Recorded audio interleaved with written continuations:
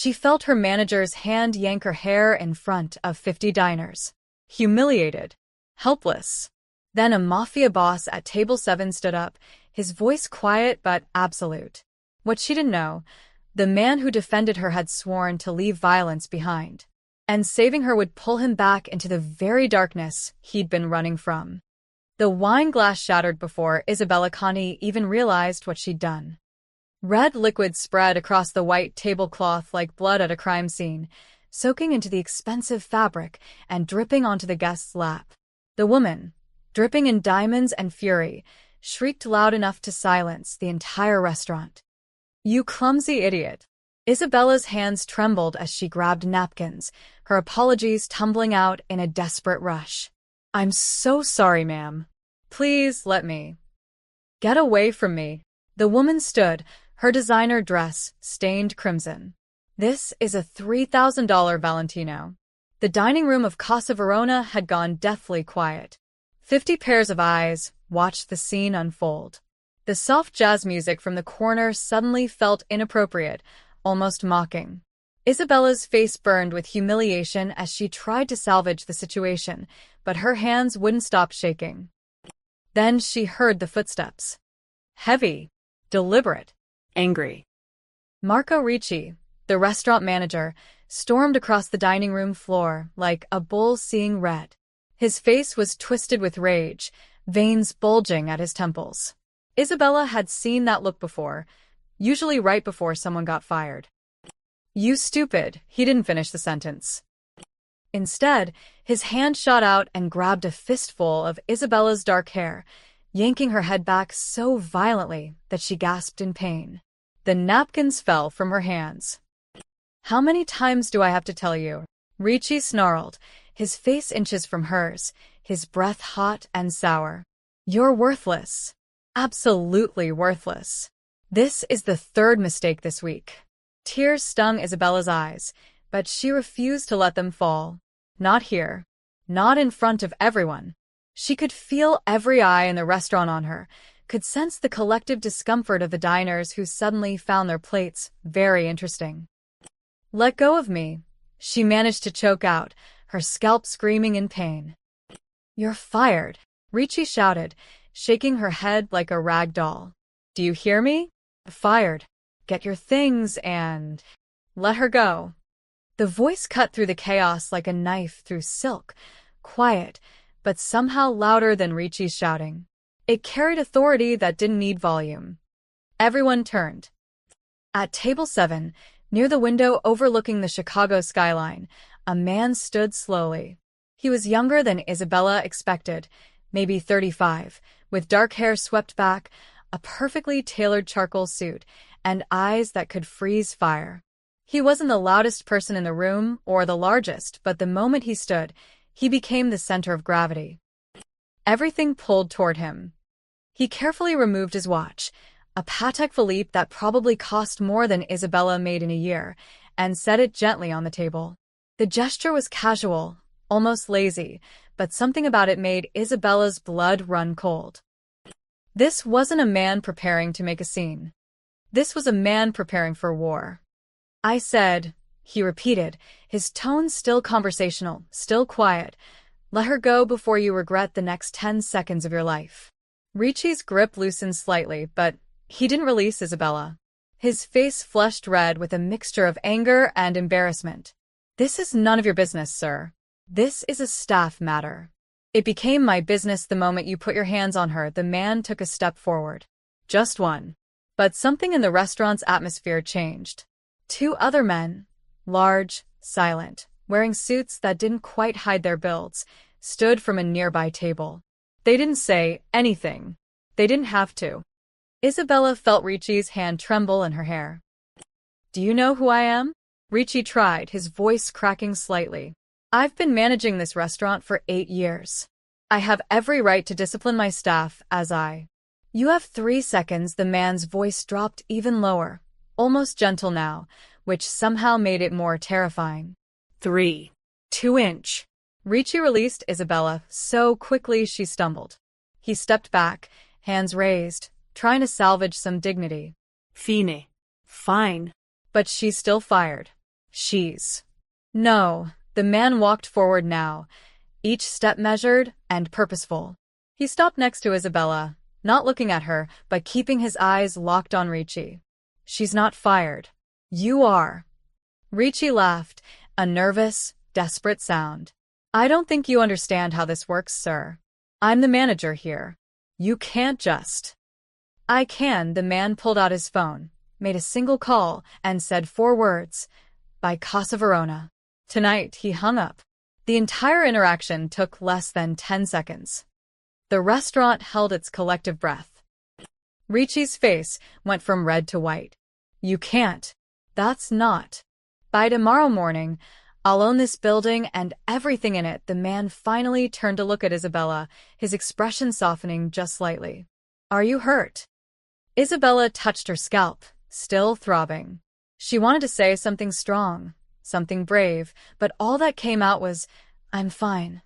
No, you're not, he turned back to Ricci. You have 60 seconds to leave before my patience runs out. I suggest you don't waste them. Ricci looked around desperately, hoping for support, for someone to challenge this stranger's authority. But the other diners looked away. The kitchen staff had gathered at the door, watching silently. Even the hostess seemed to shrink into the corner. The 2 bodyguards took a step closer. Ricci fled. He actually ran through the restaurant, knocking over a chair in his haste to reach the exit. The door slammed behind him, and the silence that followed was deafening. The man straightened his cuffs, picked up his watch, and fastened it back onto his wrist.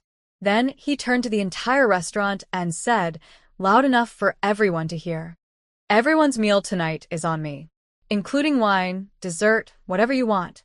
And I apologize that your evening was interrupted by a man who forgot how to treat people with dignity. He pulled out a black credit card and handed it to the stunned hostess. Then, without another word, he walked toward the exit. Isabella stood frozen, her mind reeling. Who was this man? Why had he done that? And why did everyone in the restaurant look absolutely terrified of him? She made a decision before she could think it through. Wait. She ran after him, ignoring the whispers that erupted behind her, ignoring the pain in her scalp, ignoring every voice in her head that screamed this was a terrible idea. She caught him just outside the restaurant, in the alley that smelled of garlic and rain. You didn't save me, she said, her voice sharper than she intended. Her emotions were all over the place. Gratitude, anger, confusion, something else she couldn't name. You just wanted to prove who's boss. He stopped, turned, and looked at her with those impossibly dark eyes. For a moment, she thought she saw surprise flicker across his face. Then something else, amusement, maybe, or respect. Maybe, he said, a half-smile playing at the corner of his mouth. Or maybe I just don't like watching men hurt women who work harder than them. They stood there in the Chicago night, 2 strangers connected by violence, and now, by something neither could name. And Isabella knew, with absolute certainty, that her life had just changed forever. The alley was cold, but Isabella's blood was running hot. So that's your thing? She said, crossing her arms. You swoop in, throw money around, and expect everyone to fall at your feet in gratitude. The man tilted his head, studying her like she was a puzzle he hadn't expected to encounter. His bodyguard stood a respectful distance away, near a black SUV with tinted windows, watching but not interfering. Most people would say thank you, he observed, his tone mild. I'm not most people. Isabella took a step closer, her fear evaporating in the face of her anger. The adrenaline from the confrontation was still pumping through her veins, and she was done being afraid, done being pushed around. You humiliated Ricci in there, made a big show, bought an entire restaurant just to prove a point. That's not kindness, that's ego. You're right, Isabella blinked. She'd been prepared for defensiveness, maybe arrogance. Not agreement. It was ego, he continued, leaning against the brick wall. He looked more relaxed now, less like the dangerous man from inside, and more like someone who might actually be human. About 60% ego. The other 40%? I really do hate bullies. Despite herself, Isabella felt her anger waver. 60%. Maybe 65, that half smile again. I'm being honest. I could have handled it quietly, paid for your legal fees, gotten Ricci fired through proper channels. But where's the fun in that? Fun. Isabella's voice rose. That was my job in there.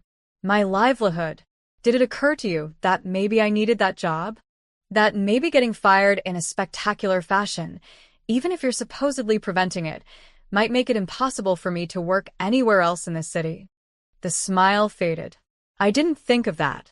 Of course you didn't. Isabella paced the narrow alley, her work shoes splashing through a puddle. Rich people never do. You see a problem, you throw money at it, and you assume that fixes everything. But I have rent due in 6 days. I have student loans.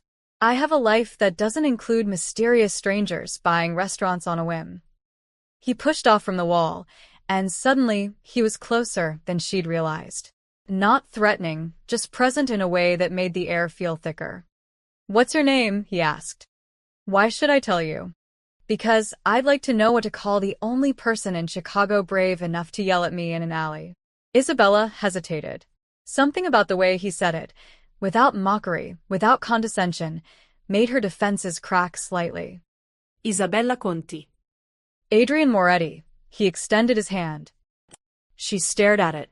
A handshake seemed absurdly formal after everything that had just happened, but she took it anyway. His grip was firm, warm, and lasted a fraction of a second longer than necessary. Look, Isabella Conti, Adrian said, releasing her hand. You're right.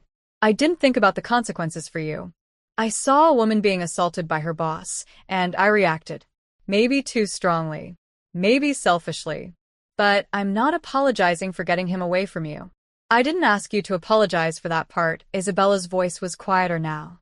Just, next time you want to play hero, maybe consider that the person you're saving might not want to be saved that way. There won't be a next time. Why? Because you've learned your lesson? She couldn't keep the sarcasm out of her voice. No. Adrian's expression turned serious. Because I meant what I said in there. By tomorrow morning, I'll own Casa Verona, and you'll have your job back if you want it. Better hours, better pay, and definitely a better manager. Isabella laughed, a sharp, disbelieving sound. You're actually serious? You're going to buy an entire restaurant because you got into an argument with the manager? I've made worse investments for worse reasons. That's insane. Probably, he shrugged, and for a moment, he looked younger. Less like the commanding presence from the dining room, and more like someone who was making things up as he went along. But I'm committed now. The call's been made. My people are already drawing up the papers. Your people, Isabella shook her head. Who are you? Some kind of real estate mogul? Tech billionaire? Something flickered across Adrian's face, something dark and complicated. Something like that. That's not an answer. It's the only one I'm giving tonight. He glanced at his watch. It's late. Can I give you a ride home? Absolutely not. The words came out automatically. I don't know you. You could be a serial killer for all I know. Fair point. Adrian pulled out a business card. Thick, expensive cardstock with minimal text. Just a name and a phone number. Call me tomorrow. We'll talk about your future at Casa Verona. Or don't. Your choice. Isabella took the card, studying it in the dim light of the alley.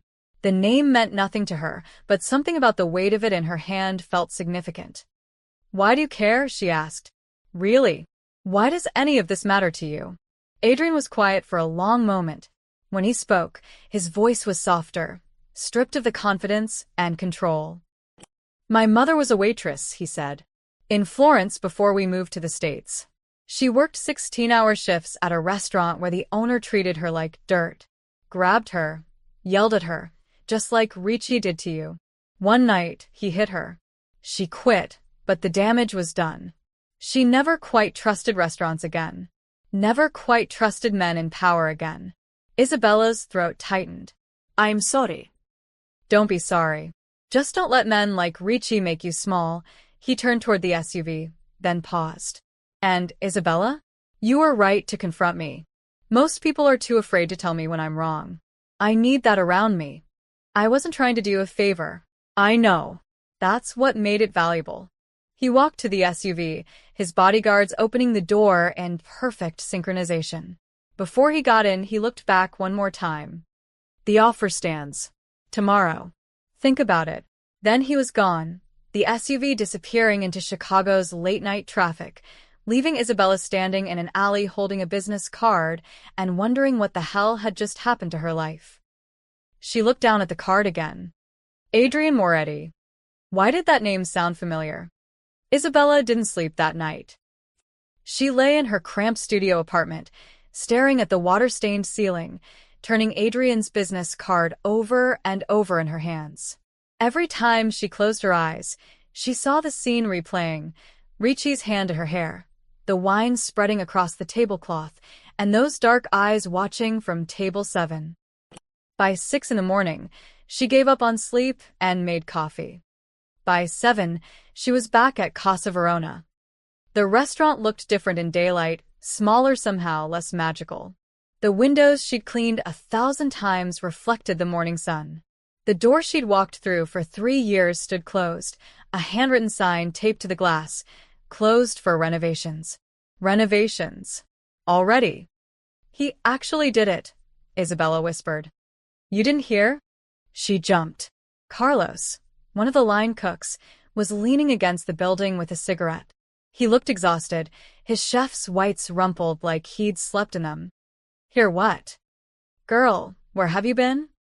Carlos took a long drag. It's all anyone's been talking about. That guy from last night? He bought the whole place. Paid cash. The owners didn't even try to negotiate. They just took the money and ran.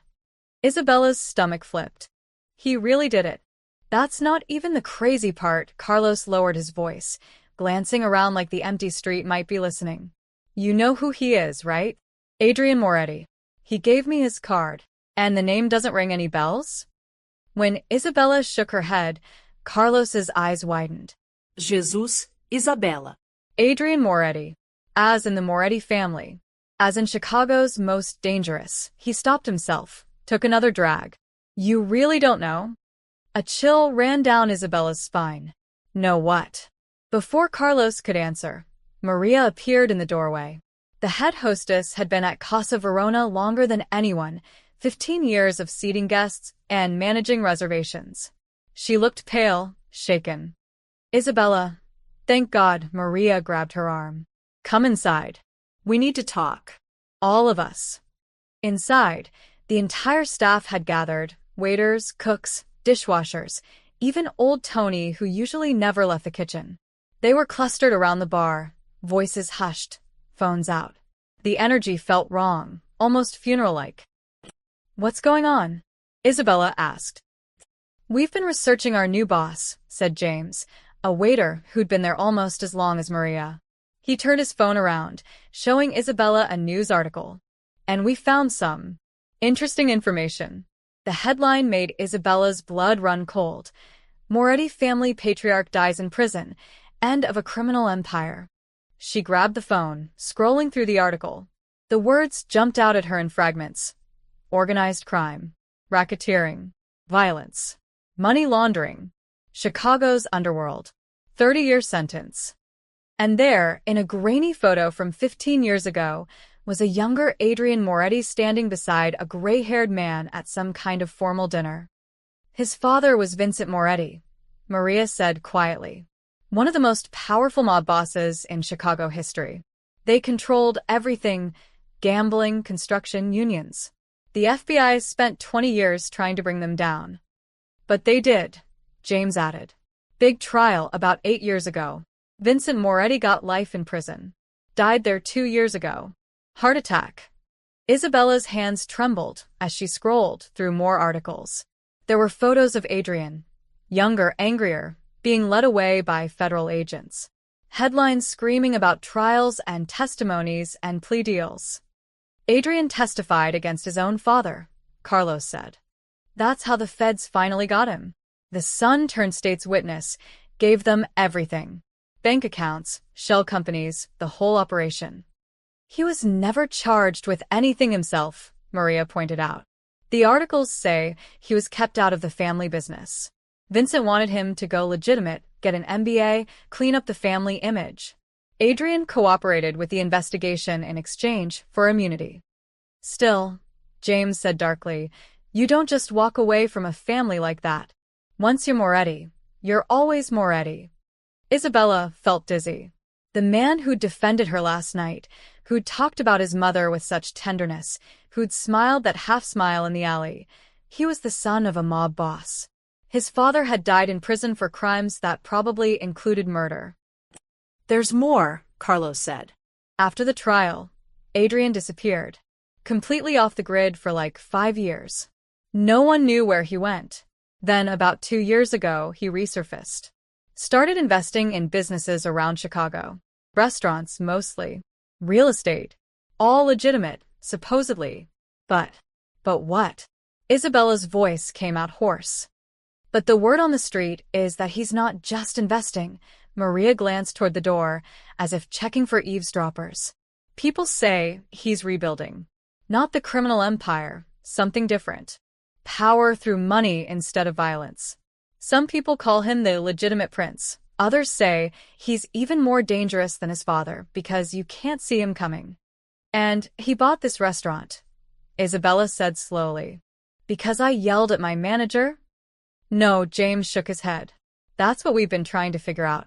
Adrian Moretti doesn't do anything randomly. If he bought Casa Verona, it's because it fits into something bigger. Maybe he's laundering money. Maybe he's using it as a front. Or maybe he just wanted to help someone, Isabella interrupted, surprising herself. She thought about the way Adrian had looked when he talked about his mother. The anger in his eyes when Ricci grabbed her hair. Maybe not everything is a conspiracy. The staff exchanged glances that clearly said they thought Isabella was being naive. Look, Maria said gently. We're all grateful you don't have to deal with Ricci anymore. And the new contract terms Adrian's lawyers sent over this morning are incredible.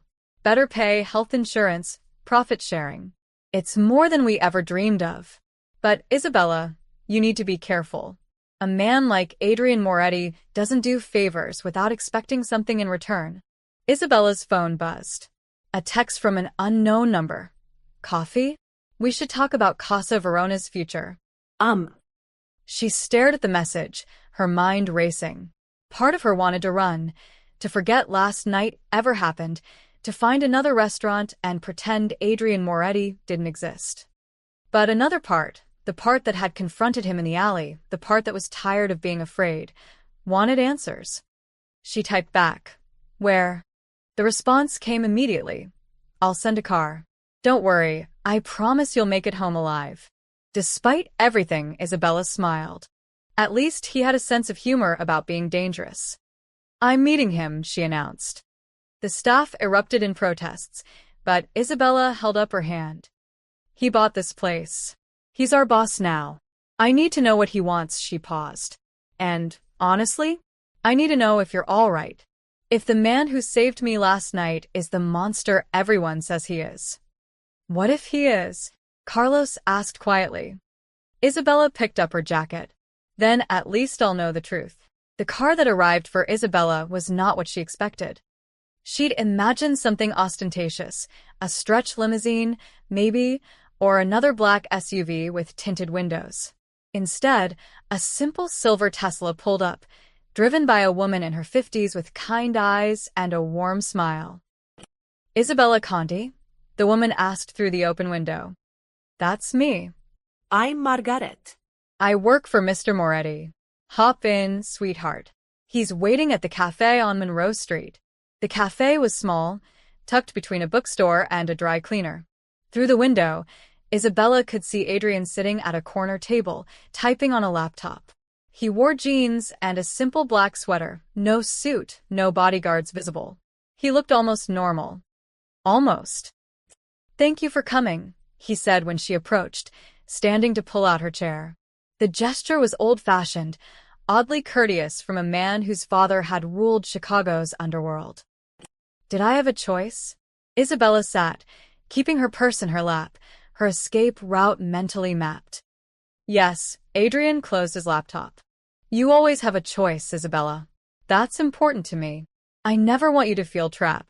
A barista brought over 2 espressos without Adrian ordering. He must be a regular here, Isabella realized. The thought was strange, imagining Adrian Moretti with regular habits, favorite coffee shops, a normal life. I know you've heard the stories by now, Adrian said, stirring sugar into his cup. About my family. About me. Are they true? Which parts? All of them, Isabella met his gaze. Was your father Vincent Moretti? Did he run organized crime in Chicago? Did you testify against him? Yes, and yes, Adrian didn't flinch. Anything else you want to know? His honesty surprised her. Why did you turn on your own father? Adrian was quiet for a moment, staring into his coffee like it held answers. When he spoke, his voice was low, almost sad. Because I watched him destroy everything he touched. My mother died when I was 19, cancer that could have been treated if we'd caught it earlier, but she was too afraid to go to doctors. Too afraid they'd ask questions about bruises, about stress, about why a woman married to a wealthy man looked so haunted. He looked up. My father didn't hit her. He didn't have to. The fear did all the work. Isabella felt her throat tighten. After she died, I was supposed to take my place in the family business. Vincent had kept me clean, sent me to business school, kept my name off everything illegal. I was supposed to be the legitimate face of the Moretti empire. Adrian laughed bitterly. But I saw what that empire was built on. Broken families. Ruined businesses. People too terrified to fight back. I couldn't do it. So, you went to the FBI. I gave them everything. Bank accounts, names, operations. And yes, that included my father. He met her eyes. Do you think that makes me a hero or a traitor? I think it makes you human, Isabella said quietly. Something in Adrian's expression softened. Most people don't see it that way. In my father's world, family is everything. What I did was unforgivable. There are still people in Chicago who'd kill me for it if they thought they could get away with it. Then why come back? Why not stay disappeared? Because running away didn't work. Adrian leaned forward. I spent 5 years in Florence, trying to be someone else. I learned to cook in my grandmother's kitchen, worked in restaurants, tried to build a life that had nothing to do with Vincent Moretti. But everywhere I went, I was still his son, still carrying that weight. So, I decided if I couldn't escape it, I'd use it. Use it how? By building something different. Something legitimate. Real businesses, real jobs, real value. His eyes lit up with passion. My father used fear to control people. I want to use opportunity. That's why I invest in restaurants, in small businesses. That's why I bought Casa Verona. Because you want to prove you're not your father, Isabella said. No, Adrian shook his head. Because I want to prove I'm better than him. And that's where you come in. Isabella tensed. What do you mean? Adrian slid a folder across the table. I'm offering you a position. Operations consultant for Casa Verona. You'd work directly with me to rebuild the restaurant. New menu, new management structure, new culture. Better than it was. Better than anything in Chicago. Isabella opened the folder, and her jaw dropped. The salary listed was 3 times what she'd been making. Health insurance, profit sharing, a signing bonus that would cover 6 months of rent. This is insane, she breathed. It's fair compensation for someone with your skills and insight. My skills. Isabella laughed. I'm a waitress. I spill wine on customers and get yelled at by managers. What skills could I possibly? You know that restaurant inside and out, Adrian interrupted. You know what works and what doesn't. You know what the staff needs, what the customers want. And more importantly, you had the courage to tell me I was wrong. Do you know how rare that is? Most people are too afraid of me to be honest. I need someone who isn't. Isabella stared at the contract. It was everything she'd ever wanted. Financial security, respect, a chance to actually build something instead of just serving it. But the price. What do you really want from me? She asked. I want you to help me prove that the Moretti name can mean something good. Adrian's voice was intense now, almost pleading. I want someone who'll call me out when I'm being an arrogant ass. I want a partner who sees possibilities, not just problems. And yes, I want someone who reminds me why I'm doing this in the first place. I'm not your redemption story. I'm not asking you to be, he leaned back. I'm asking you to be excellent at your job. To push back when I'm wrong. To help build something worth being proud of. Everything else, the philosophy, the meaning, that's my problem, not yours. Isabella looked at the contract again. At the bottom, there was a handwritten note. You treat me as an equal, or this doesn't work. I see. She looked up sharply. Did you write this? I figured you'd want that in writing, Adrian smiled. Well, do we have a deal? Every logical part of Isabella's brain screamed to her to walk away.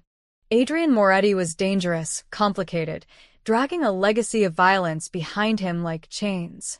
Getting involved with him, even professionally, was asking for trouble. But she thought about Ricci's hand in her hair. About 3 years of scraping by on tips and dealing with abuse. About the way Adrian had stood up for her when no one else would. And she thought about the passion in his voice when he talked about building something better. I have one condition, she said. Name it. You treat me as an equal. Not as a project, not as a statement, not as proof of your redemption. If this is going to work, it's because we're partners. Real partners. Adrian extended his hand across the table. That's exactly why I chose you. Isabella took his hand, sealing a deal that would change everything. When do I start? Right now. Adrian grinned, a real smile this time, not the careful half-smile from before. We have a restaurant to rebuild. And trust me, Isabella Conti, you're going to love what we're about to create. She believed him. God help her, she actually believed him. The next 2 weeks passed in a blur of sawdust, paint samples, and arguments. Absolutely not, Isabella said, holding up the menu proposal. Truffle oil on everything? This isn't 2015, Adrian. People want honest food, not pretentious garbage. Adrian looked up from the floor plans spread across what used to be Casa Verona's dining room. Construction workers moved around them, tearing out old booths and refinishing the hardwood floors. It's a classic flavor profile, he protested. It's lazy. Isabella circled 3 items with a red pen. If you want to honor your Italian heritage, let's do it right. Real ingredients, simple preparations. Your grandmother didn't use truffle oil, did she? A smile tugged at Adrian's mouth. She'd have thrown it at my head. Smart woman, Isabella tossed the menu back to him. Try again. It became their rhythm. Adrian would propose something, usually too expensive, too complicated, or too influenced by whatever food trend he'd read about. Isabella would shoot it down, and they'd argue until they found something better. The staff watched these exchanges with barely concealed amusement. They fight like an old married couple, Carlos whispered to Maria as Adrian and Isabella debated tile choices for the 3rd time that day.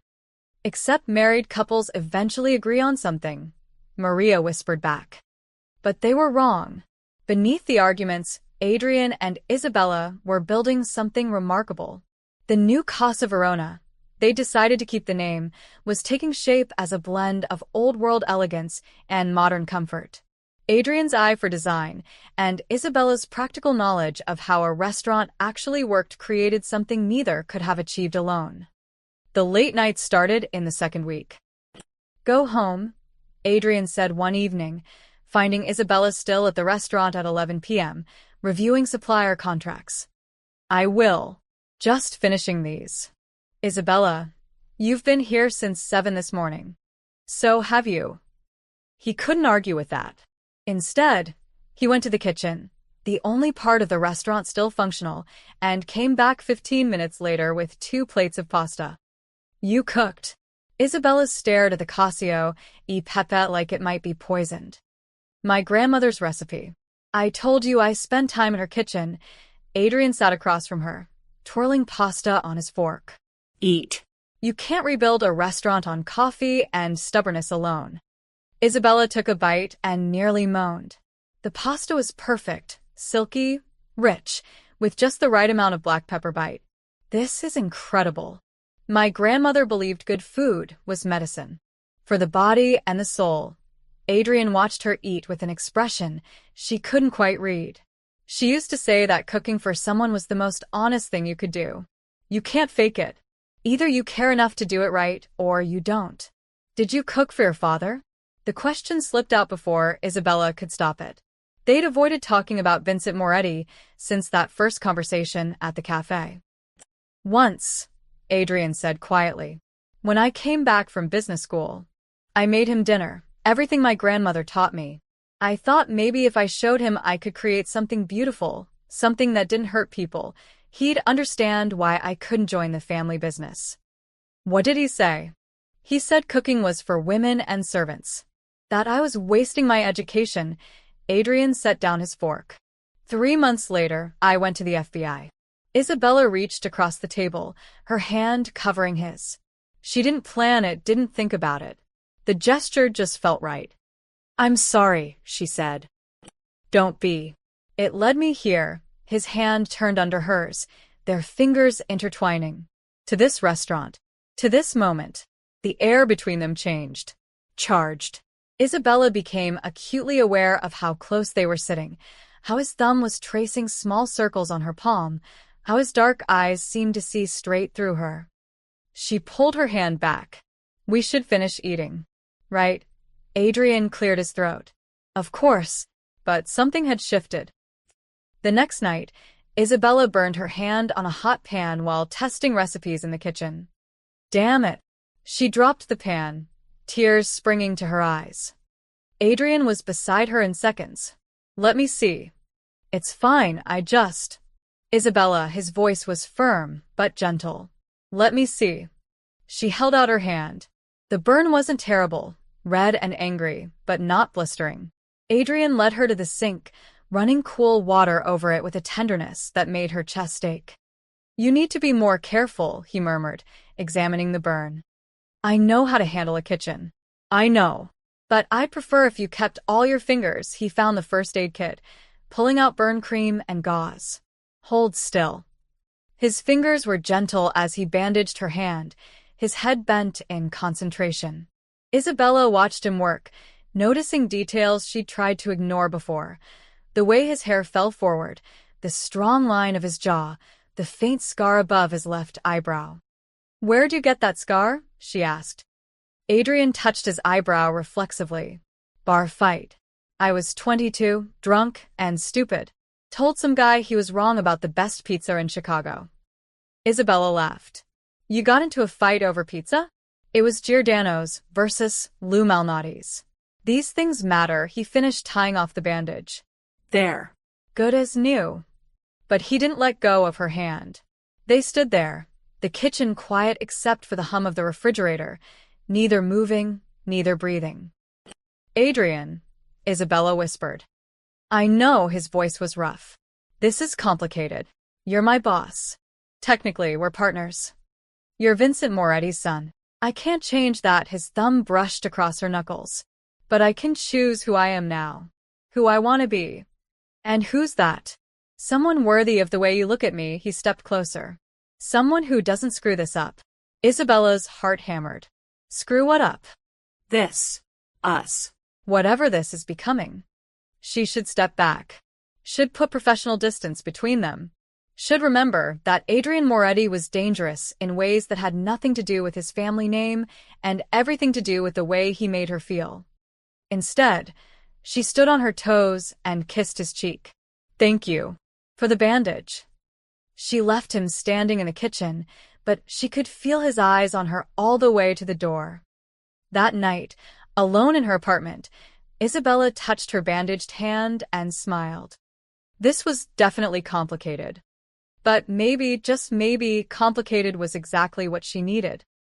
We need to go to Siena, Adrian announced 3 days later, walking into the restaurant with 2 plane tickets. Isabella looked up from the wine list she was curating. Excuse me? There's a culinary festival. 3 days. The best artisan producers in Tuscany, olive oil, cheese, wine, pasta makers. If we're going to make Casa Verona authentic, we need authentic partnerships. He slid a ticket across the table. We leave tomorrow. Tomorrow? Isabella's voice rose. Adrian, I can't just drop everything and fly to Italy. We have the grand opening in 3 weeks. The staff training starts Monday. The liquor license still hasn't. Margaret's handling the license. Carlos can run the training. He knows the menu as well as we do. And the opening will be better if we have real Italian ingredients, not the commercial stuff we can get in Chicago. Adrian leaned against the table. Besides, when's the last time you took a vacation? I don't take vacations. I work. Exactly my point. He pushed the ticket closer. 3 days, Isabella. Think of it as research. Business expenses, separate hotel rooms, completely professional. The way he said completely professional made her think he was trying to convince himself as much as her. This is insane, she said, even as she picked up the ticket.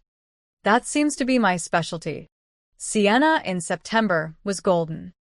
Isabella had never been to Italy, never been anywhere, really. Her parents had immigrated from Italy to Chicago before she was born, but they'd never had money to visit. Standing in the Piazza del Campo, surrounded by medieval buildings and the smell of espresso, she felt something unlock in her chest. It's beautiful, she breathed. Adrian stood beside her, his expression softer than she'd ever seen it. My grandmother brought me here when I was 10. She said Siena was where Tuscany kept its heart. He pointed toward the Duomo. Come on. The festival starts in an hour, but I want to show you something first. They walked through narrow streets that wound like secrets, past shops selling hand-painted ceramics and leather goods. Adrian moved through the city like he belonged here, greeting shopkeepers in fluid Italian, navigating the maze of alleys without hesitation. He stopped at a small trattoria tucked into a corner. This is where my grandmother worked before she moved to America. The owner's grandson runs it now. An elderly man emerged, his face lighting up when he saw Adrian. They embraced, rapid Italian flowing between them. Then the old man turned to Isabella, taking her hands. Bella, Bella, he said, winking at Adrian. Finalmente, una ragazza intelligente. Isabella looked at Adrian. What did he say? He said you're smart. Adrian's ears were slightly red. He's making assumptions. What kind of assumptions? The kind Italian grandmothers and their friends always make.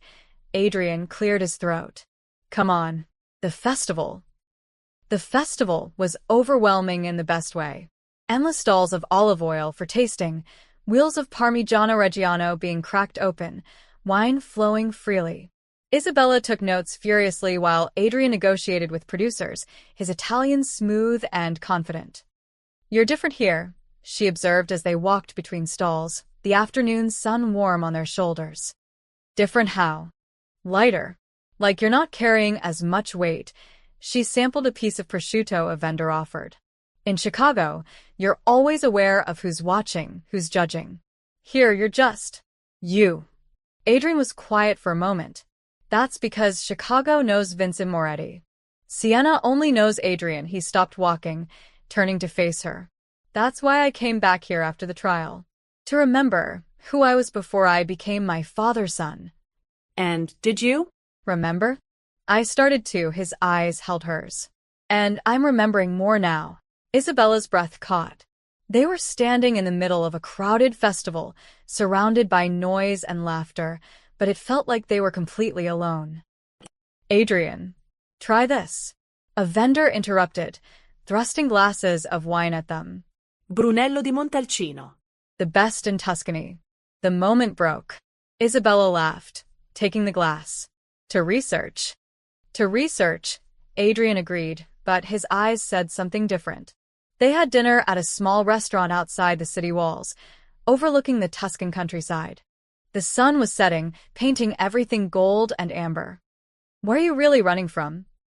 Isabella asked, emboldened by wine and the distance from Chicago. Adrian swirled his wine, considering. That's not quite the right question. Then what is? What am I running toward? He set down his glass. For years, I thought I was running from my father's legacy. From the violence, the fear, the darkness. But that's not it. I'm running toward something my father never could, peace. A life built on creation instead of destruction. That's a beautiful goal, Isabella said softly. It's also exhausting. Adrian's voice was raw. Every day in Chicago, I feel people watching, waiting for me to become him, to slip back into that world. Some days, I'm so tired of fighting against expectations that I wonder if it wouldn't be easier to just give in. But you don't. No. Because that would mean he won. Adrian looked at her, and in the fading light, he looked younger, vulnerable. And because now I have something worth fighting for. The restaurant. More than that, he reached across the table, his fingers finding hers. A reason to be better than I was yesterday. Isabella's heart raced. Adrian, we work together. This could complicate. I know he didn't let go of her hand. I've been telling myself that for 2 weeks. Stay professional. Keep distance. Don't make things messy. But Isabella, I'm tired of running from things that scare me. And you terrify me. Why? Because you make me want things I didn't think I deserved. A real partnership. Trust. Something that isn't built on fear or power or legacy. His thumb traced circles on her palm. You make me want to be someone worth knowing. You already are, Isabella whispered. The words hung between them, heavy with meaning. Then Adrian stood, coming around to her side of the table. He offered his hand. Walk with me? They walked through the Tuscan evening, through olive groves and past stone farmhouses, not talking, just existing together. When they reached a small overlook, Adrian stopped. I don't want to screw this up, he said quietly. Then don't, Isabella turned to face him. Don't make promises you can't keep. Don't treat me like I'm fragile. Don't. He kissed her. Soft, tentative, asking permission with every second. Isabella's hands found his chest, feeling his heartbeat racing as fast as hers. The Tuscan sunset painted them gold, two people trying to become something better than their pasts. When they pulled apart, Adrian rested his forehead against hers. Still complicated, he murmured. Absolutely, Isabella breathed. But maybe that's okay. Maybe it is. They stood there as the sun set completely, holding each other, neither one running anymore.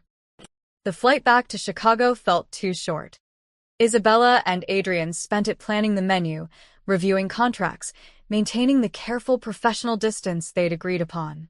But every accidental touch, hands brushing over papers, shoulders bumping in the cramped airline seats, reminded them of Siena, of sunset and promises and a kiss that had changed everything. We should talk about it, Isabella said as they waited for their luggage. About what? Adrian's tone was carefully neutral, but his hand found the small of her back, guiding her through the crowd. About what happens now. In Chicago. Now, we open the best restaurant the city has ever seen, he grabbed their bags. Everything else, we figure out as we go. It should have felt uncertain. Instead, it felt like possibility. Casa Verona was beautiful. The renovations had finished while they were gone. Margaret had overseen everything, the new bar with its marble top, the open kitchen design, the warm lighting that made everything glow. The staff had completed training. The opening was set for Friday night, just 4 days away. It's perfect, Isabella breathed, walking through the transformed space. It's not just mine anymore, Adrian said, standing beside her. It's ours. The word hung between them, ours. A restaurant. A partnership. Maybe something more. Isabella's phone buzzed. Then Adrian's. Then both again. That's weird, Isabella muttered, checking the screen. It was a news alert. Fire at Moretti-owned property in River North. Adrian's face went pale. That's the wine bar I bought last year. More alerts. Another fire. This time at a cafe in Lincoln Park. Then a text message to Adrian's phone from an unknown number. He showed it to Isabella, his jaw tight. Florence remembers its king. Step aside or burn. Florence. Isabella's stomach dropped. But your father's organization was dismantled. The FBI took out the leadership. But foot soldiers don't just disappear. Adrian was already making calls. They regroup. They wait. And apparently, they're tired of waiting. Within an hour, they learned the extent of it. 3 properties damaged. 1 employee injured. Not seriously, but enough to send a message. And more texts, all saying the same thing. Adrian had betrayed his father, and now Chicago's underworld wanted him gone. "We need to close the restaurant," Isabella said. "At least until—" "No," Adrian's voice was steel. "That's exactly what they want. They want me to run, to hide, to prove I'm weak. Adrian, this isn't about ego. People could get hurt. People are already hurt." He slammed his hand on the bar. "Don't you see? If I back down now, it never stops. They'll keep burning, keep threatening, keep taking until there's nothing left." Isabella grabbed his arm. "Then what do we do?" Adrian was quiet for a long moment. When he looked at her, the mask had dropped completely. This wasn't the smooth investor or the reformed son. This was something harder, something forged in a world Isabella had only read about. "I handle it," he said. "My way." The next day, Adrian disappeared. Isabella tried calling, texting, even going to his penthouse apartment. Nothing. Margaret would only say, "He's taking care of business. Give him time." But the restaurant still needed to open. Isabella threw herself into preparations, working 18-hour days, trying not to think about where Adrian was or what taking care of business meant. On the third day, Marco arrived. Isabella knew him from photos, Adrian's oldest friend, the one who'd stood by him during the trial. He was tall, broad-shouldered, with a scar running down his left cheek and eyes that had seen too much. "You're Isabella," he said. It wasn't a question. "Where's Adrian?" "Working. He asked me to check on you. Make sure you're safe." "Safe from what?" Marco's expression was grim. "From the consequences of being connected to him." He showed her a file, surveillance photos of her apartment building, her routes to work, even photos of her with Adrian in Siena. Someone had been watching them for weeks. "These are Sal Romano's people," Marco explained. "He was Vincent's underboss. Did 10 years, got out last month. He's been consolidating what's left of the old crew, and he sees Adrian as a traitor who needs to be dealt with." Isabella's blood ran cold. "Why are you telling me this?" "Because Adrian's about to go to war, and he's trying to keep you out of it. But you should know what you're in the middle of." Marco leaned against the bar. "He's different with you. Softer. And that makes you a target. Then we go to the police. The FBI. We have—" Marco's smile was bitter. "Adrian's been working with federal prosecutors all day. But legal channels take time. And Romano won't wait. So, what is Adrian doing? What he swore he'd never do again. Playing the game his father taught him." Adrian returned that night. Isabella was alone in the restaurant, going over final details for the opening, when she heard the door. He looked exhausted, his suit rumpled, shadows under his eyes, that dangerous edge back in full force. "You should have told me," she said quietly. "Told you what?" "That getting close to me puts a target on your back." He poured himself a drink from behind the bar. I knew from the moment I defended you that night that this could happen. And I did it anyway because I'm selfish."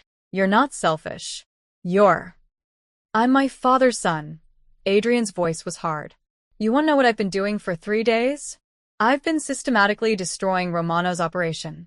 Not with bullets or bombs. I promised myself I'd never go back to that. But with money, with lawyers, with pressure on the right people. I've frozen his accounts, gotten his properties seized for tax violations, turned 3 of his lieutenants into federal witnesses." He drained the glass. "I've been using every dirty trick my father ever taught me. The only difference is I'm doing it legally. Barely." Isabella walked to him, taking the glass from his hand. "Did it work?" For now. "Romano's operation is crippled. He can't move money, can't operate. His crew is scattering." Adrian's laugh was hollow. "Congratulations. You're in business with Chicago's most dangerous legitimate businessman." "Stop." Isabella grabbed his face, forcing him to look at her. "Stop punishing yourself for surviving. Stop apologizing for being good at something your father taught you. You used those skills to protect people, to protect me. That doesn't make you him. You don't know what I'm capable of." "Then show me." She didn't let go. "Show me the worst of you, Adrian. Show me the darkness you're so afraid of." Because I've seen the best, and I'm not going anywhere. Something in Adrian's expression cracked. He pulled her close, his forehead against hers. I don't deserve you. Probably not. But you're stuck with me anyway, she kissed him. Hard, fierce, claiming. We open in 2 days. And Romano or not, Chicago or not, we're doing this together. Together, Adrian repeated, like he was testing the word.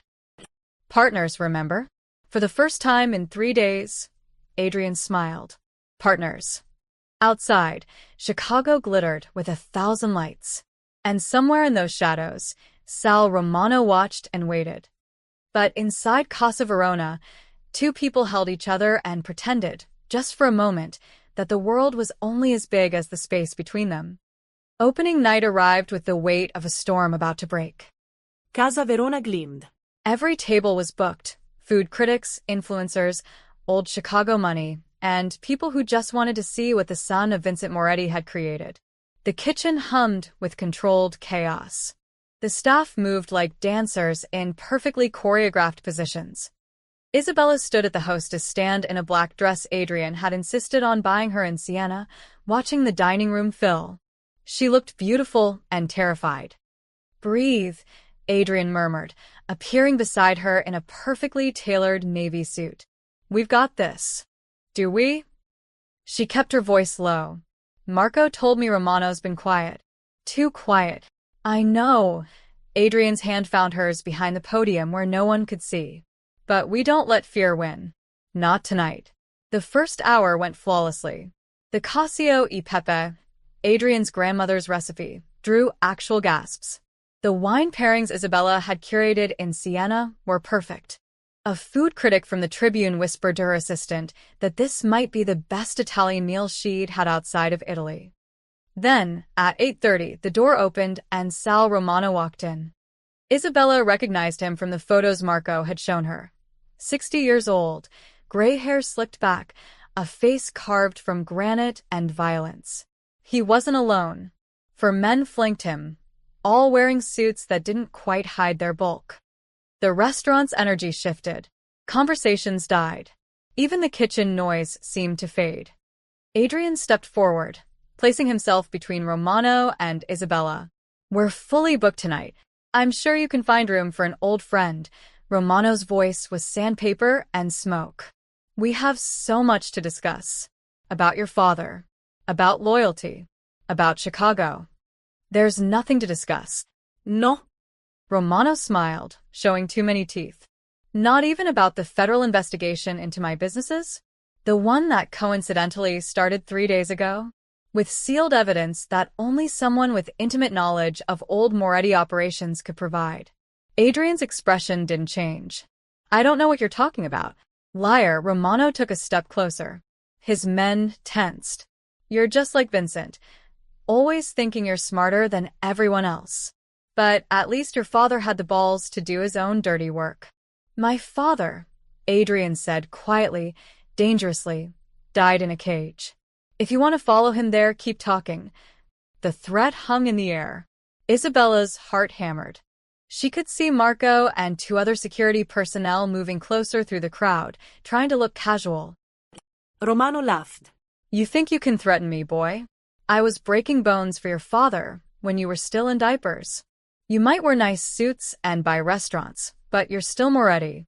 Still a criminal pretending to be legitimate. The only difference between us, Adrian said, his voice carrying through the silent restaurant, is that I learned legitimacy is a better weapon than violence. You burn my properties? I freeze your accounts. You threaten my people? I turn yours into witnesses. You want a war? I'll bury you with paperwork and prosecutions so deep you'll wish you were in the same cell as my father. Tough words. Romano's hand moved toward his jacket. Everything happened at once. Marco was there, gripping Romano's wrist. The other security personnel surrounded Romano's men. Adrian didn't move, didn't even flinch. You're not going to shoot me, Adrian said calmly. Not here, not in front of 50 witnesses. Not with federal agents probably outside right now because you're stupid enough to violate your parole by coming within 100 feet of me. Romano's face went purple. You set me up. I gave you rope. You hanged yourself. Adrian pulled out his phone, showing Romano the screen. It was a live feed, federal agents outside, watching the restaurant. The moment you walk through that door, you violated the restraining order my lawyers filed yesterday. You're going back to prison, Sal. Not because I'm violent like my father, because I'm smarter. For the first time, Romano looked uncertain, then afraid. Take him, Adrian said. Marco and his team escorted Romano and his men out. Through the windows, Isabella watched federal agents move in, making arrests. The whole thing took less than 3 minutes. The restaurant remained frozen in silence. Then Adrian turned to the dining room, his composure perfect, and said, I apologize for the interruption. Tonight's desserts are on the house. Please enjoy your meals. Like a spell breaking, conversation resumed. The kitchen started moving again. Someone laughed nervously. A critic took another bite of pasta and made notes. But Isabella saw what others didn't. The tremor in Adrian's hands as he straightened his cuffs, the way his jaw clenched, the storm behind his carefully controlled expression. She followed him to his office in the back. The moment the door closed, Adrian slumped against it. I planned that, he said hoarsely. All of it. I knew Romano would come. I knew he couldn't resist confronting me. And I used his pride, his anger, to put him back in prison. You protected everyone here. I manipulated him. Adrian looked at her with haunted eyes. Just like my father would have. The only difference is I used lawyers instead of guns. But the calculation? The coldness? That was all Vincent Moretti. Isabella crossed to him, taking his face in her hands. No. Your father would have had Romano killed. You had him arrested. Your father ruled through fear. You just showed an entire restaurant, an entire city, that you can defend yourself without violence. That's not Vincent. That's you. You sound so certain. I am certain, she kissed him softly. Because Vincent Moretti would never have opened a restaurant, would never have learned to cook, would never have stood up for a waitress being abused by her boss. You're not your father, Adrian. You're the man who chose a different path. Adrian pulled her close, holding her like she was the only solid thing in a shifting world. What if I make the wrong choice? What if one day I wake up and I am him? Then I'll be there to remind you who you really are. Isabella pulled back just enough to meet his eyes. That's what partners do. A knock on the door. Marco stuck his head in. Romano's in custody. Federal agents want a statement, but they said it can wait until tomorrow. And boss, the dining room is applauding. Adrian blinked. What? They went back to the dining room. The guests were standing, clapping. Not for the drama, for the food, the ambience, the courage it took to face down the past and keep serving excellent pasta. Adrian took Isabella's hand and squeezed it tight. Together, he whispered. Together, she confirmed. And for the first time since he'd returned to Chicago, Adrian Moretti smiled like he believed he might actually deserve peace. 3 weeks after Romano's arrest, Adrian drove Isabella to the countryside. Casa Verona had become the hottest reservation in Chicago. Reviews called it transformative, a love letter to Italian cuisine, proof that redemption is possible. Isabella had been interviewed by food magazines. Adrian had been profiled in business journals. They were successful beyond their wildest dreams. But success came with scrutiny. Cameras followed them. Gossip sites speculated about their relationship. Every decision was analyzed, every move questioned. Chicago was watching, waiting to see if the reformed Moretti would stumble. Where are we going? Isabella asked as city gave way to farmland. Somewhere no one's watching, Adrian said. The villa appeared after an hour of driving, a stone farmhouse on 20 acres, surrounded by overgrown gardens and wild grass. It was beautiful in a forgotten way, like something from a dream. My grandmother's house, Adrian said, helping Isabella out of the car. After she died, my father kept it but never came here. Too many memories of her, I think. After he went to prison, it just sat empty. They walked through rooms thick with dust and silence. The kitchen still had her pots hanging on hooks. The garden still had her rosemary growing wild. The bedroom still had her portrait on the wall, a young woman with dark hair and eyes that looked like Adrian's. "She would have loved you," Adrian said, standing in the doorway. "She always said I needed someone who wouldn't be afraid to tell me when I was being an idiot." Smart woman. Isabella touched the portrait gently. "Why didn't you sell this place?" "Because it's the only piece of my family that doesn't carry violence. This house was joy, Safety. love." He moved to the window, looking out at the overgrown fields. "I used to come here as a kid and pretend I lived in a different family. One where dinner wasn't interrupted by business calls, where my father smiled instead of calculated." Isabella came to stand beside him. "You could restore it. Make it what you remember." "I've been thinking about that." Adrian turned to face her. "Actually, I've been thinking about a lot of things these last few weeks." Something in his tone made Isabella's heart skip. "What things?" "About how every night for the past 6 months, I've planned my exit strategy. Where I'd go if Chicago turned on me. What I'd do if the past caught up. How I'd leave without causing too much damage." His hand found hers. "Then you walked into my life, and you started building something I actually wanted to stay for." "Adrian, I'm in love with you," he said. The words came out rough, unpracticed, like he'd never said them before. "I know it's fast. I know it's complicated. I know you signed on to rebuild a restaurant, not to deal with federal investigations and mob threats and a partner with enough baggage to fill a cargo plane. But I can't keep pretending this is just professional.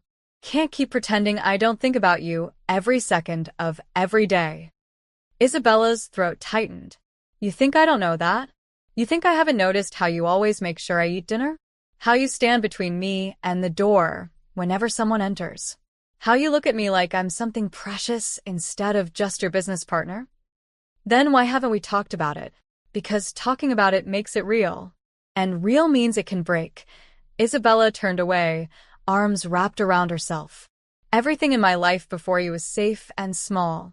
Terrible tips, angry managers, but predictable.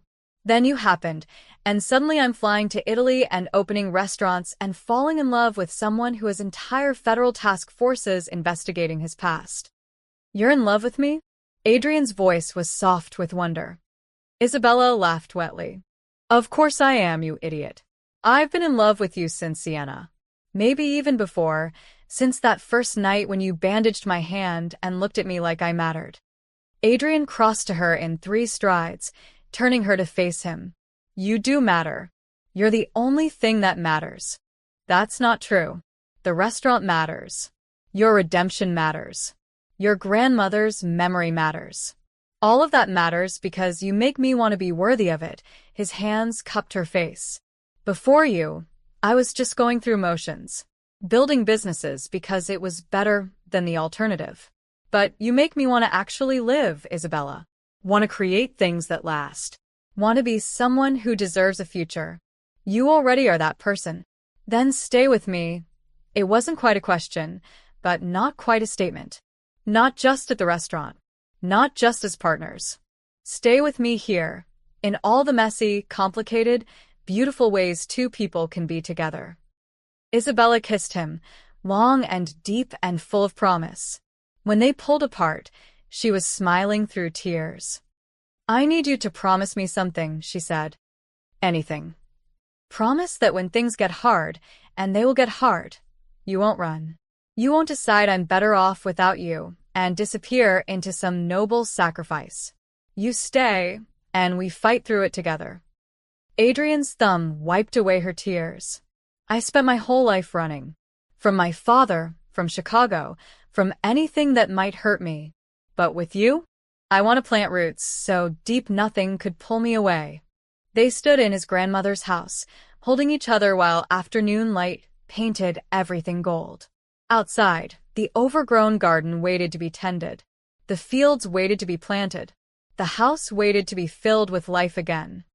"We could open a second location," Isabella said suddenly. Here. "Something smaller, more intimate. A place where people come to escape the city." Adrian pulled back to look at her. "You'd want that. I want to build a life with you, Adrian. Not just a business. A real life. And this place. She gestured to the house, the land, the possibility of it all. This could be our beginning. Our proof that good things can grow from broken ground. Moretti's table, Adrian said softly. What? That's what we'll call it. A table where everyone's welcome. Where the name Moretti means community instead of crime. He smiled. That real smile that made him look younger, lighter. Where I can cook my grandmother's recipes and you can create magic and we can prove that second chances are real. Together? Always together. They kissed again, sealing a promise that had nothing to do with business and everything to do with hope. The press event was Isabella's idea. Casa Verona's been open for 2 months, she'd argued. We need to capitalize on the momentum. Show Chicago that we're not just a flash in the pan.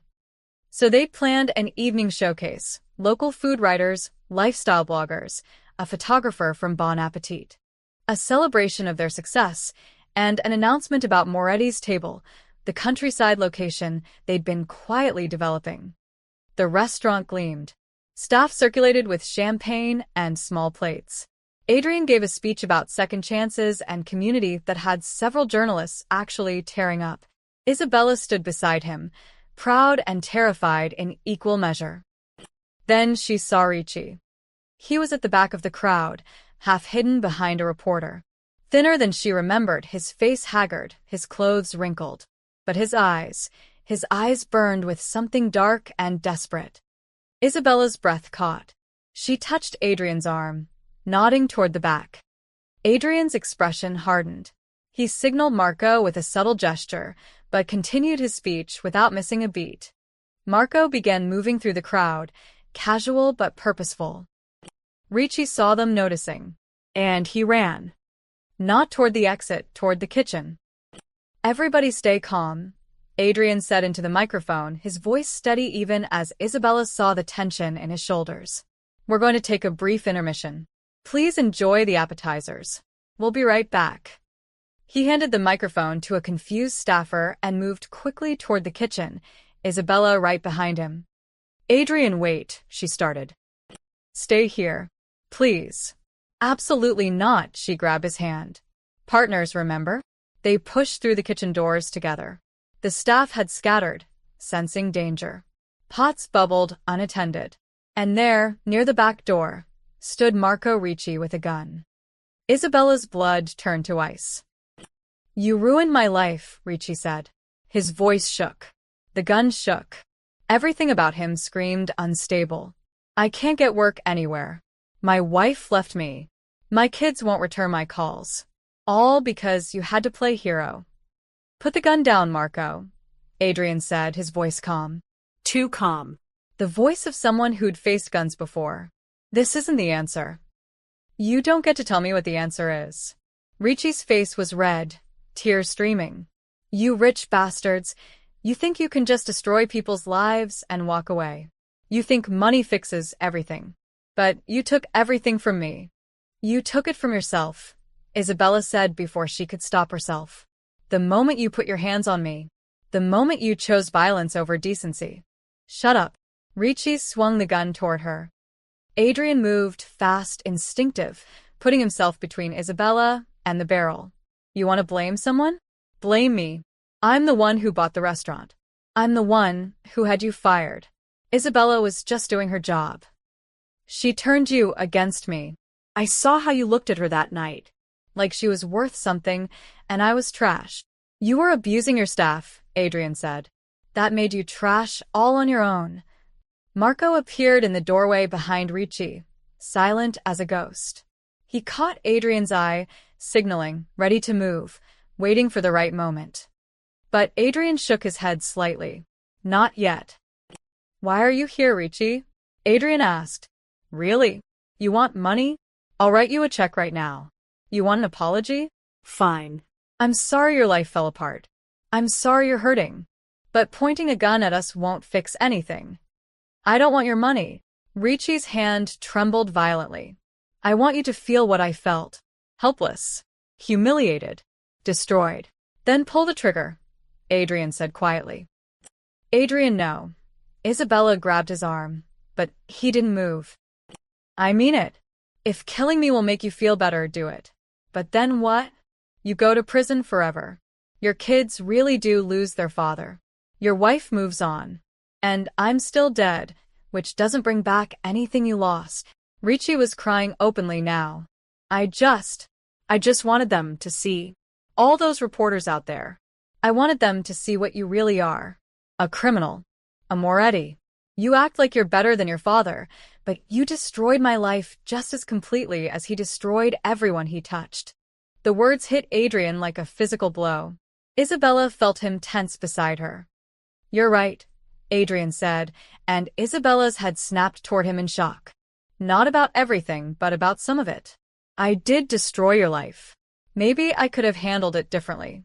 Maybe I could have given you a second chance instead of just throwing you out. Maybe I was so focused on proving I wasn't my father that I acted exactly like him. Decisive, final, no room for redemption. He took a step forward. The gun rose higher. But here's the difference between me and Vincent Moretti, Adrian continued. My father would have had you killed for touching his property. I just fired you. My father would have made sure you never worked again, anywhere, in any capacity. I just didn't rehire you. And right now? My father would have let Marco put a bullet in your back the second you walked in here. Adrian gestured to Marco, who stood frozen in the doorway. But I'm not doing that. Because you're not evil, Ricci. You're just broken and angry and desperate. And I know what that feels like. I know what it's like to be the son of a monster, and wonder if you're a monster too. I know what it's like to hurt people and not know how to fix it. He held out his hand. Give me the gun. Let me help you. Real help, not money, not charity. A second chance. Because if I believe in redemption for myself, I have to believe in it for you too. The kitchen was silent except for the bubbling pots. Isabella held her breath. Ricci looked at Adrian's outstretched hand. At the gun. At his own reflection in the stainless steel counter. Desperate, pathetic, lost. I don't deserve it, he whispered. Neither do I, Adrian said. But we get to try anyway. That's what second chances mean. Slowly, so slowly, Ricci lowered the gun. Adrian stepped forward and took it, ejecting the magazine with practiced efficiency. He handed it to Marco, without looking away from Ricci. You think power is fear, Adrian said softly. But I learned something my father never understood. Real power is forgiveness. The strength to show mercy when you could show violence. Ricci collapsed, sobbing. Adrian caught him, holding him up like a father would hold a son. I've got you, Adrian murmured. You're going to be okay. We're going to get you help. Real help. Isabella watched, tears streaming down her face, as Adrian Moretti, son of Chicago's most violent crime boss, chose compassion over revenge. And in that moment, she knew without question that she would love this man for the rest of her life. 6 months later, Casa Verona reopened under its new name, Taste of Fire. The rebrand had been Isabella's idea. We've been through fire, literal and metaphorical, she'd said. Let's own it. Let's show Chicago that fire doesn't just destroy. It transforms. The name resonated. Critics loved the symbolism. The menu reflected it too. Wood-fired pizzas, flame-roasted vegetables, dishes that embraced heat and transformation. Adrian had added his grandmother's recipes, each one a small rebellion against his father's legacy. The night of the grand reopening, Isabella stood at the entrance in a deep red dress, greeting guests with a confidence she'd never imagined possessing 6 months ago. She wasn't just a waitress anymore. She was co-owner, operations director, the heart of Taste of Fire. Nervous, Adrian appeared beside her, looking devastating in a black suit. Terrified, she admitted. What if people don't? They will, he squeezed her hand quickly, privately. Because we built something real. Something that matters. He was right. The restaurant was packed. Every table filled with people who'd been waiting months for this moment. The wine Isabella had sourced from Siena flowed freely. The kitchen moved like a symphony. Even old Tony, who never smiled, was grinning as he plated dishes. Chicago Tribune's food critic approached them during the appetizer course. This is remarkable, she said, gesturing to her plate of burrata with fire-roasted tomatoes. But I have to ask, how do you respond to people who say this is just good PR? That you're using a restaurant to rehabilitate the Moretti name? Adrian opened his mouth, but Isabella spoke first. I'd say they're half right, she said, and felt Adrian's surprised glance. This absolutely rehabilitates the Moretti name, but not through PR, through action. Every person working here has healthcare, fair wages, and profit sharing. Every ingredient is sourced ethically from suppliers we pay on time. Every decision we make asks, does this create value or does it extract it? She looked at Adrian. Adrian could have opened a restaurant anywhere, could have hidden behind a corporate structure, kept his name off the door. Instead, he put his family name on something that builds up instead of tears down. That's not PR. That's purpose.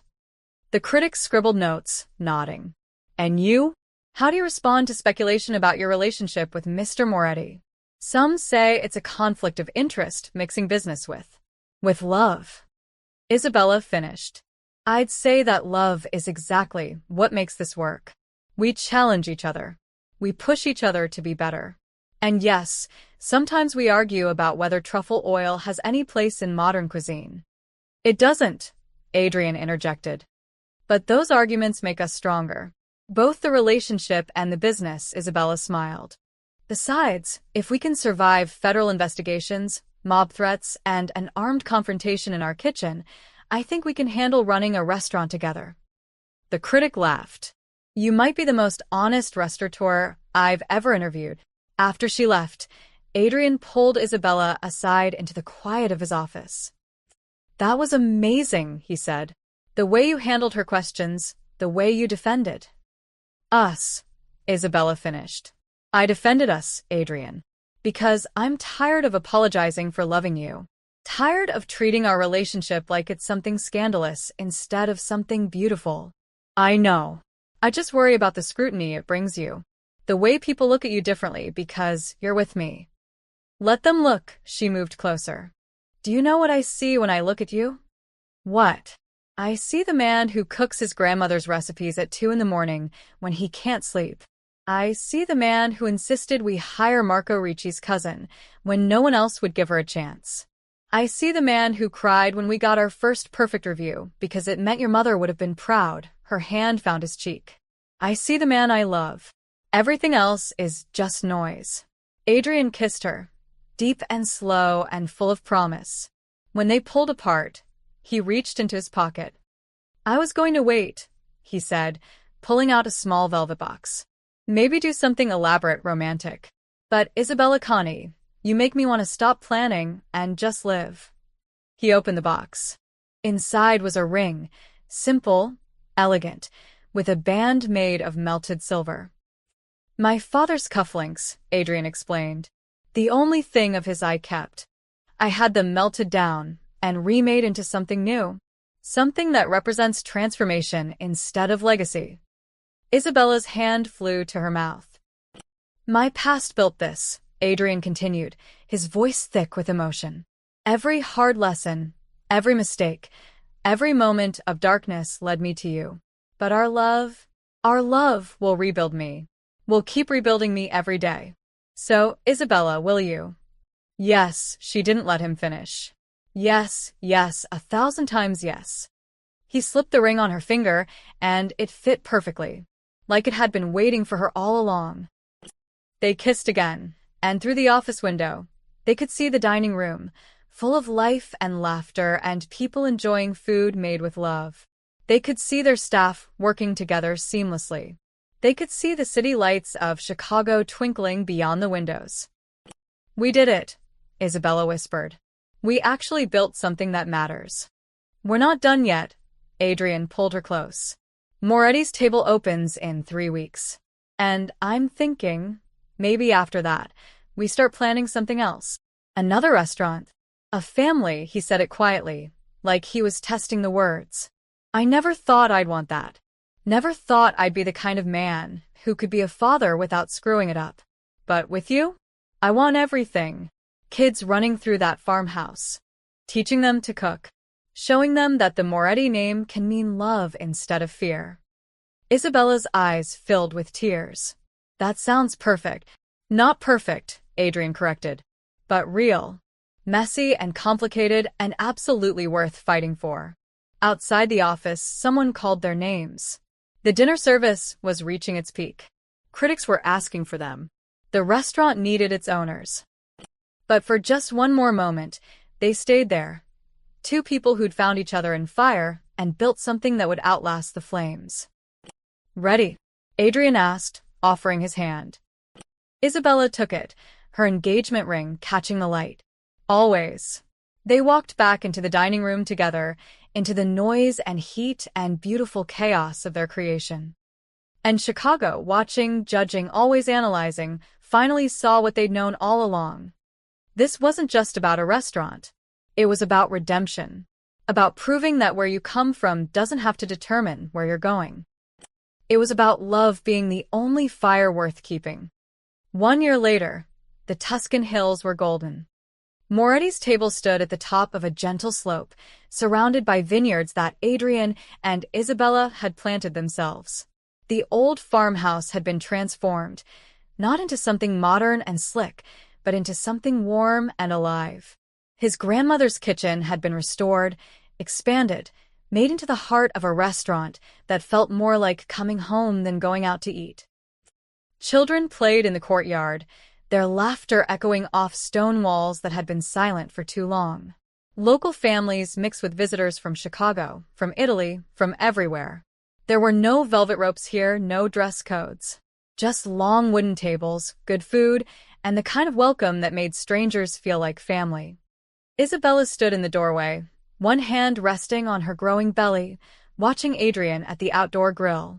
He'd insisted on cooking outside for the opening, said his grandmother always believed the best food was made under open sky. "You're supposed to be resting," Maria called from inside, where she was managing the front of house. She'd moved from Chicago to help run Moretti's table, bringing her husband and grandchildren with her. "I'm standing." "That counts as resting," Isabella smiled. "Besides, I can't miss this." The opening had been quiet by design. No press, no critics, no grand announcements. Just an invitation to the community, come eat with us. The response had been overwhelming. Every table was full. People sat on the grass with plates balanced on their laps. Wine flowed. Music played. Carlos emerged from the kitchen with another tray of pasta. "Boss, we're running low on the cacio e pepe. Should I make another batch?" "Make 3, Isabella said. "And Carlos? Stop calling me boss. We've been over this." "Sorry, Isabella," he grinned.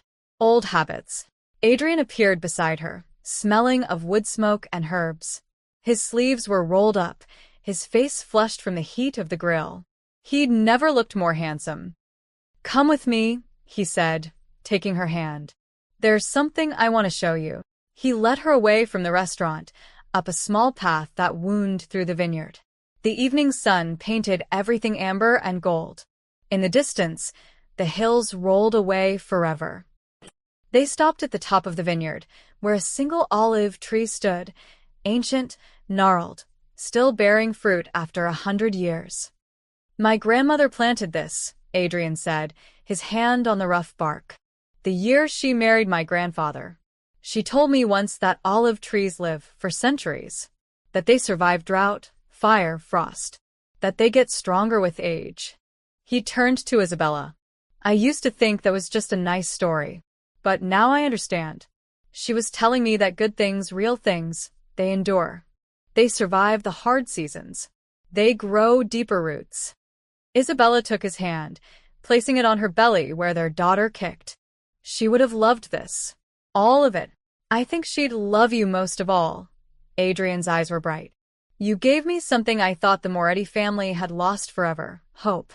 A future that isn't haunted by the past." "We gave each other that," Isabella corrected. They stood there as the sun began to set, painting the sky in shades of fire. Below them, laughter rose from Moretti's table. Music played. People ate and drank and celebrated the simple joy of being together.